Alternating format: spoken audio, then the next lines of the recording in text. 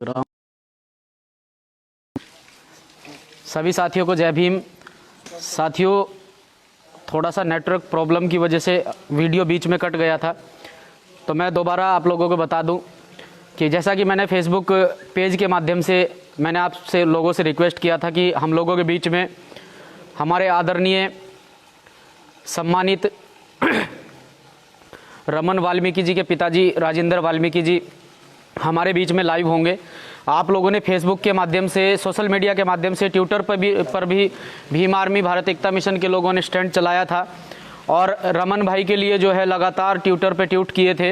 हरियाणा प्रशासन को चेतावनी देते हुए आदरणीय एडवोकेट चंद्रशेखर आज़ाद जी की ओर से आह्वान हुआ है कि जैसे ही लॉकडाउन खुलता है तो सबसे पहले अगर भीम आर्मी किसी मुद्दे पर काम करेगी तो रमन भाई के साथ में जो भी ज्यादती हुई है, जिस प्रकार से जिला प्रशासन यमुनानगर ने जो है लापरवाही दिखाते हुए जिस प्रकार से रमन भाई के साथ में ये मामला हुआ है, उस पर इस पूरे मामले पर थी अलग अलग प्रदेश में, क्योंकि आज इस दुख मैं भी सौभाग्यशाली हूं। आदरणीय एडवोकेट चंद्रशेखर आज़ाद जी ने मुझे भी बताया, इस दुख की घड़ी में मैं भी परिवार के साथ में साथियों के साथ शरीक हुआ और सभी साथी यहां पर उपस्थित भी हैं, मौजूद भी हैं।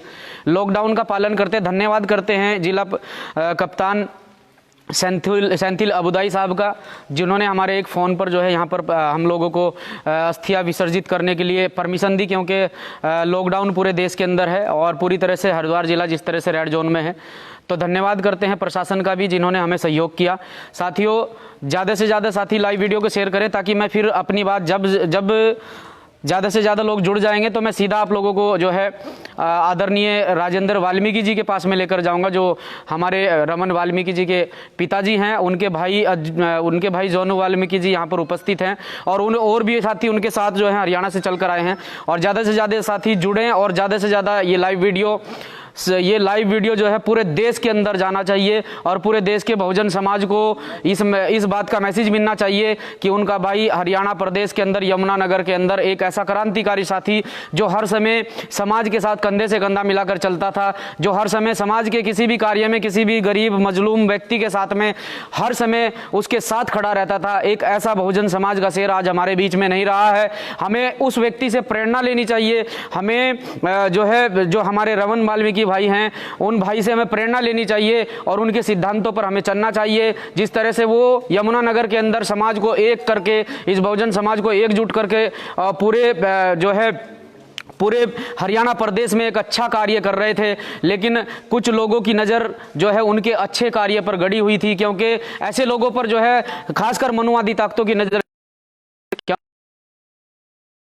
बहुजन समाज को एक अच्छी करते हैं। साथियों, अब मैं अपनी बात को खत्म करता हूं, सीधा आप लोगों को लेकर चलता हूं हमारे आदरणीय राजेंद्र वाल्मीकि जी, जो रमन वाल्मीकि जी के पिताजी हैं, जी के फादर हैं। मैं उनसे कुछ सवाल जवाब करने के लिए, क्योंकि जिस तरह से सोशल मीडिया पर पूरे देश के अंदर सभी बहुजन समाज के लोग इसमें दुख जाहिर कर रहे हैं कि बहुत ही बड़ी घटना हरियाणा प्रदेश के अंदर हुई है। लॉकडाउन के चलते भी रमन भाई की अंतिम यात्रा में 10 से 15 हज़ार जी हो गया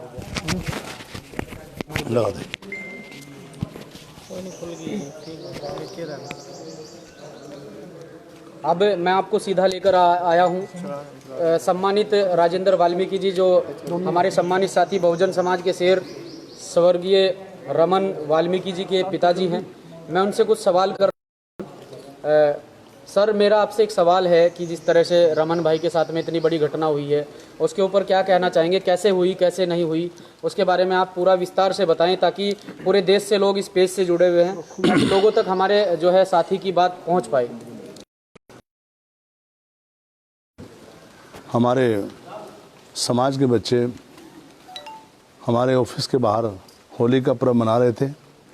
उसी दौरान कुछ जो शरारती तत्व हैं और पहले से भी हमारे साथ उनकी रंजिशाना वो रखते हैं। हमारे पर्व वाल्मीकि जयंती पे भी पिछले 2 साल पहले उन्होंने हमारे बस्ती पर हमला किया और जो कोर्ट में अभी मामला विचाराधीन था, होली के दिन वो 5 से 6 गाड़ियों में बैठकर आए और आकर हमारे परिवार के बच्चों पे, वाल्मीकि समाज के बच्चों पे आक्रमण कर दिया, जिसके चलते झगड़ा हुआ, जहां स्थानीय थाने में 307 का मुकदमा कायम हुआ। उनके ऊपर भी ऐसी और 24-25 506-452 का मुकदमा दायर किया गया।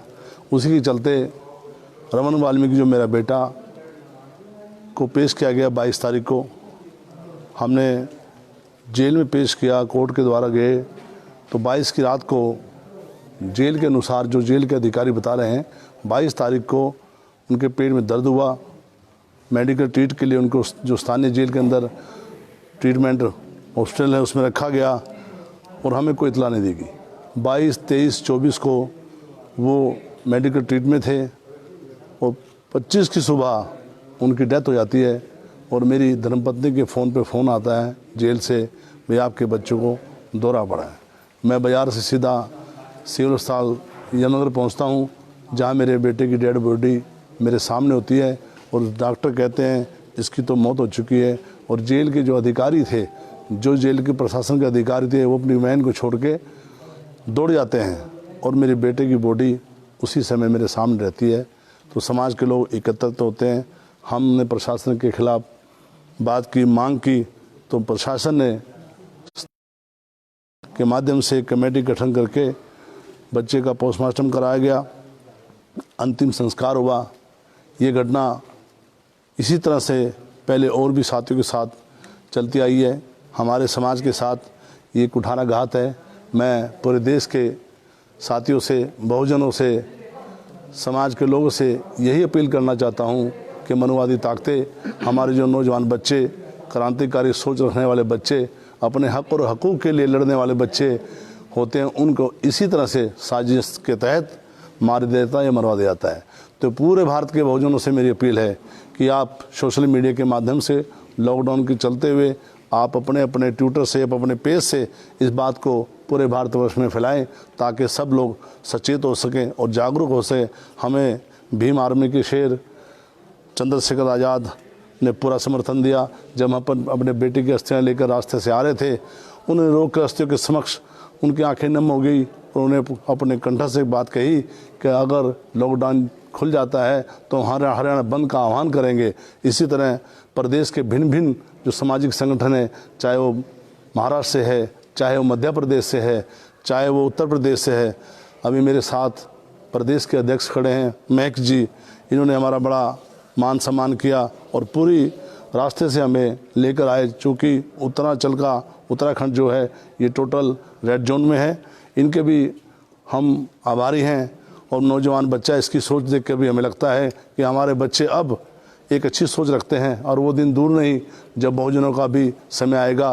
क्रांतिकारी बच्चों की बलियाँ चढ़ती रहेंगी, हम उससे कोई अफसोस नहीं है। सिर्फ और सिर्फ इस हम देश के अंदर जाते हैं जहां बाबा जी का संविधान लिखा हुआ है, उस संविधान के तहत जहां भारत चलता है उसके तहत हमें इंसाफ मिले। और आप सबसे मेरी अपील है, आपसे मेरी पूर्ण अपील है कि आप सभी साथी अपने पेज से, अपने अकाउंट से, सोशल मीडिया के माध्यम से, चूँकि हमें प्रिंट मीडिया, इलेक्ट्रिक मीडिया में उतनी कवरेज नहीं मिलती, हमारी दाएँ बाएँ छोटी 2-4 अक्षर की कहीं खबर छाप दी जाती है और एक और कोई ऐड, बड़ी बड़ी ऐड छपती है, हमें दरकिनार किया जाता है। यही एक माध्यम है सोशल मीडिया। तो मेरी आप सबसे अपील है कि आप सब संगठित होकर रमन जो मेरा बेटा था जिसकी हत्या की गई, साजिश की बू आ रही है, आप सब हमारी मदद करें और बहुजन समाज का नाम ऊंचा करें। जय भीम। साथियों, आप देख सकते हैं कि किस प्रकार से आदरणीय राजेंद्र वाल्मीकि जी ने आपसे जो है किस तरह से आह्वान किया है और किस तरह से बहुजन समाज से अपील की है कि किस तरह से बहुजन समाज के शेर रमन वाल्मीकि जी के जो निर्मम हत्या कर दी गई है उसमें कहीं ना कहीं साजिश की बू आ रही है। और ये सच्चाई भी है कि 22 तारीख में अरेस्टिंग हो जाती है और 22 तारीख के अगले दिन उसकी तबीयत खराब हो जाती है। ये कहीं ना कहीं इसमें साजिश की बू आ रही है। पूरी तरह से एक बहुजन समाज का ऐसा साथी जो हरियाणा में अपनी एक अच्छी मजबूत पकड़ रखता था और उनके जो पिताजी हैं राजेंद्र वाल्मीकि जी, वो भी राजनीतिक क्षेत्र में अपनी बहुत अच्छी और मजबूत पकड़ रखते हैं। कहीं ना कहीं इसमें साजिश की बू है, क्योंकि क्षेत्र के जो मनुवादी ताकतें हैं, जो मनुवादी ताकतों के लोग हैं, वो नहीं चाहते हैं कि किसी प्रकार से ये बहुजन समाज का एक ऐसा हिस्सा कि ये लोग किसी तरह से आगे बढ़ पाएं। ये हम लोगों को यहीं पर ही कहीं ना कहीं दबाने की साजिश है, दबाने की कोशिश की जा रही है।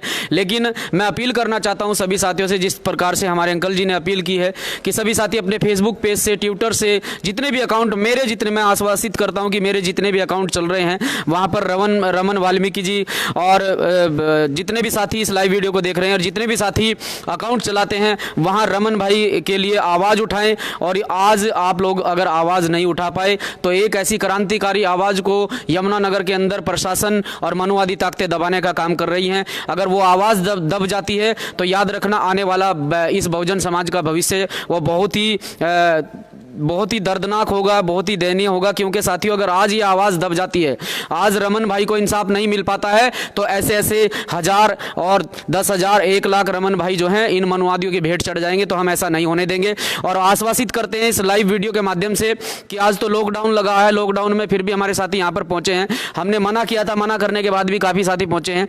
अगर ये लॉकडाउन नहीं होता तो अंकल जी को विश्वास दिलाते हैं कि आज हरिद्वार का चक्का जाम होता। तो जिस दिन भी आदरणीय एडवोकेट चंद्रशेखर आजाद जी का आह्वान होगा, जब भी कोई आह्वान हुआ है, सबसे पहले उत्तराखंड बंद करने का हमने काम किया। आपसे विश्वास, इस विश्वास के साथ आपको जो है बड़ी उम्मीद के साथ आपसे वादा करते हैं कि जिस दिन लॉकडाउन खुलेगा उस दिन रमन भाई के लिए उत्तराखंड का चक्का जाम भीम आर्मी भारत एकता मिशन के लोग यहाँ दिखाएंगे और हरियाणा पूरा बंद करके दिखाएंगे अगर हमारे भाई को इंसाफ नहीं मिलता है। उन्हीं के अंकल जी के समक्ष खड़े हैं रमन भाई के जो दोस्त हैं, उनके भाई हैं और मैं उनसे सीधा आपको लेकर चलता हूं, उनसे आपकी बात कराता हूं, वो भी बताएंगे।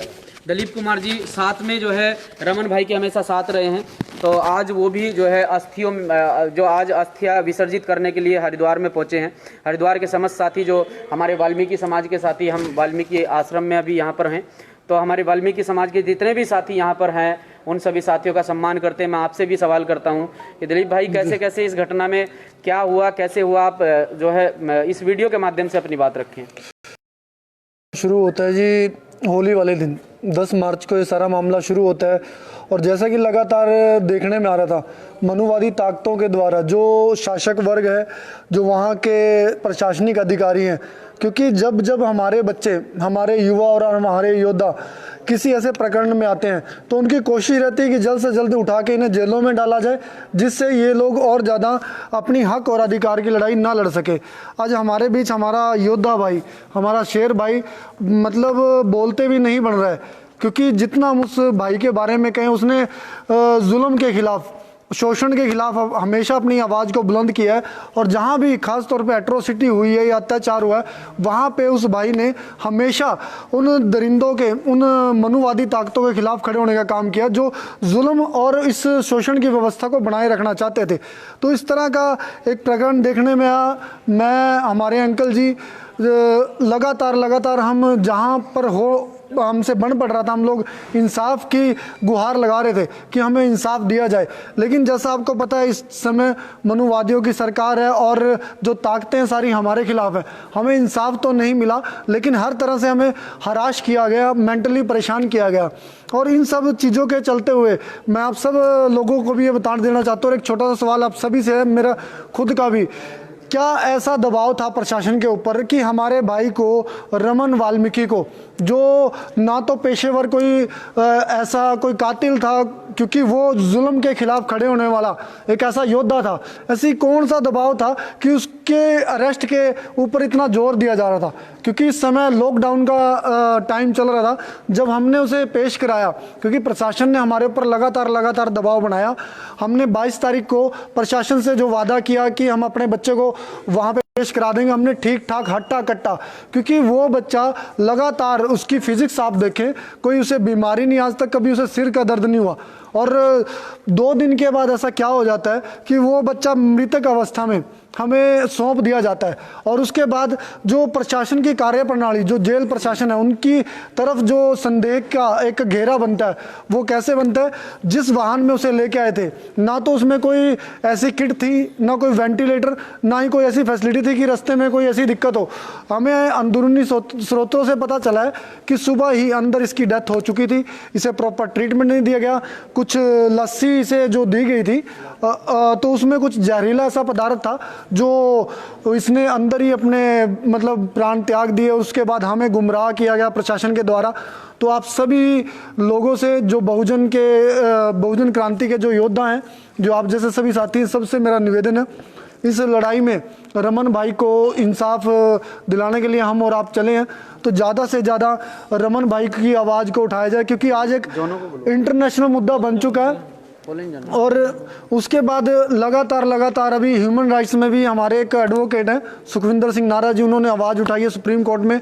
और आप सब लोग भी भाई को इंसाफ दिलाने के लिए आवाज़ उठाएं। ज़्यादा ना कहते तो सिर्फ इतनी अपील करना चाहूँगा कि हमें और हमारे भाई को इंसाफ ज़रूर दिलाया जाए, क्योंकि वो शेर दिल इंसान हमेशा एक दूसरे के साथ, जो शोषित और दबे कुचले थे, हमेशा उनका सहारा बन के खड़ा हुआ। आज उस इंसान को सहारे की ज़रूरत है। उस जो एक शेर है बहुजन समाज का, उसे कहीं ना कहीं इंसाफ मिलना चाहिए। इसी के साथ अपनी वाणी को विराम दूंगा। साथियों, ये थे रमन वाल्मीकि जी के भाई और उनके दिलीप कंडारा जी, उनके सहयोगी साथी और भाई। मैंने अपनी बात आपकी बात जो है उनसे सीधा आपका संपर्क कराया है। तो जितने भी साथी, जितने भी कमेंट आ रहे हैं कि बहुत जल्द इसमें एक बड़ा आंदोलन की तैयारी करें और बड़ा आंदोलन करें, बड़ा आंदोलन ही करेंगे। और साथियों, जिस प्रकार से लॉकडाउन पूरे देश में है, तो 2 लोगों से मैंने आपकी बात कराई है, वो भी सीमित संख्या में हरियाणा से लॉकडाउन का पालन करते सीमित संख्या में आए हैं। बहुत ही सीमित संख्या में 2 या 4 लोग यहाँ पर आए हैं, तो उन्होंने भी लॉकडाउन का पालन किया है और पूरी तरह से शासन प्रशासन के आदेशों का पालन करते हुए वो लोग यहाँ पर पहुँचे हैं। मैं आप लोगों से यही उम्मीद करता हूँ कि साथियों लाइव वीडियो को ज़्यादा से ज़्यादा शेयर करें, और ताकि पूरे देश को पता चल पाए कि बहुजन समाज के जितने भी क्रांतिकारी योद्धा हैं, उन्हें किस तरह से मनोवादी ताकतें टारगेट करके किस तरह से उन्हें मारने का काम करती है। तो मैं आप सभी साथियों से यही उम्मीद करता हूँ कि साथियों, जिस प्रकार से आह्वान हुआ है उसमें आप सहयोग करें, अपने फेसबुक अकाउंट के माध्यम से, अपने ट्विटर अकाउंट के माध्यम से, जहां पर भी आपका सोशल मीडिया पर अकाउंट है, वहां पर रमन भाई की आवाज़ को बुलंद करें। जिस तरह से कल ट्विटर पर जो है ये मुहिम चलाई गई थी और पूरे ट्विटर पर रमन भाई की आवाज़ उठाई गई भीम आर्मी भारत एकता मिशन से जुड़े साथियों के द्वारा। तो आप सभी साथी जुड़े रहें, बने रहें, और लाइव वीडियो के माध्यम से आप लोगों को परिवार से मिलवाया गया। साथियों, बस इतनी उम्मीद करता हूं कि जिस प्रकार से अंकल जी ने आप लोगों से अपील की है, उस अपील को आप सभी साथी जो है मिलकर उसमें सहयोग करें, और सहयोग के साथ साथ में इस दुख की घड़ी में परिवार के साथ में विश्वास दिलाते हैं कि परिवार के साथ में पूरे भारत देश के लोग, बहुजन समाज के साथी मजबूत तरीके से रमन भाई के परिवार के साथ खड़े हैं। क्योंकि हमने आज एक रमन भाई खोया है, इस देश के अंदर 1 लाख लाखों से भी ऊपर रमन भाई जो है अंकल जी के साथ खड़े हैं, उन्हें कमज़ोर नहीं होने दिया जाएगा। और पूरी तरह से इस लड़ाई में हम लोग जीतेंगे और रमन भाई को जो है इंसाफ दिलाकर रहेंगे। जय भीम, जय वाल्मीकि, जय संविधान, जय माननीय काशीराम।